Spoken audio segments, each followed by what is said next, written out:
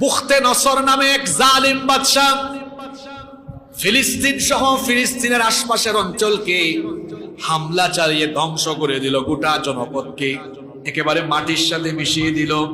ঘর বাড়িগুলাকে চূর্ণ বিচূর্ণ করে মাটির সাথে মিশিয়ে দিল। অসংখ্য মানুষ তার এই হামলার সম্মুখীন হয়ে মারা গেল। যারা জীবিত ছিল এদেরকে বেঁধে সে বেবিলন শহরে নিয়ে গিয়েছিল। এরপরে এই ঘটনার পরে উযাইর আলাইহিস সালাম এই ফিলিস্তিনের অঞ্চল দিয়ে সফর করে যাচ্ছিলেন। তিনি দেখলেন এমন এক অঞ্চল, বাড়ির ছাদগুলো একেবারে ধসে গিয়েছে, গোটা জনপদ বিলীন হয়ে গিয়েছে, গোটা জনপদ ধ্বংস হয়ে গিয়েছে।